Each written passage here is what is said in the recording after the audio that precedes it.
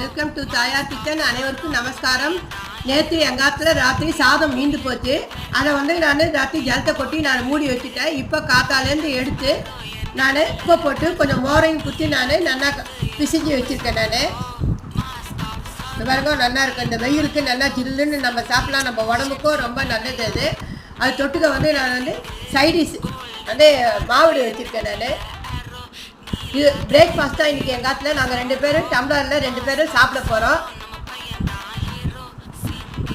டம்ளர்லேயும் சாப்பிடலாம். இந்த மாதிரி நம்ம கையால் கூட எடுத்து அப்படியே இந்த ஒரு மாவு கடிச்சி வச்சு நம்ம சாப்பிட்டா ரொம்ப நல்லாயிருக்கும். பசங்களுக்கும் கொடுக்கலாம், பெரியவாளும் சாப்பிட்லாம். நீ சாதம் மீண்டு போச்சுன்னு கவலையே வேண்டாம். இந்த மாதிரி இந்த வெயிலுக்கு சாப்பிட்டா ரொம்ப நல்லது உடம்புக்கும். இந்த காலத்தில் எங்கள் அம்மா இப்படி தான் சாதம் மீண்டு போச்சா எங்கள் 5 பேருக்கு கையில் இப்படி தான் கொடுப்பாங்க. நாங்கள் அப்படி தான் நாங்கள்லாம் சாப்பிட்டோம். தாயார் கிச்சனுக்கு சப்ஸ்கிரைப் பண்ணுங்கள், லைக் பண்ணுங்கள், ஷேர் பண்ணுங்கள், பெல் ஐக்கான் ப்ரெஸ் பண்ணுங்கள். Thank you, by.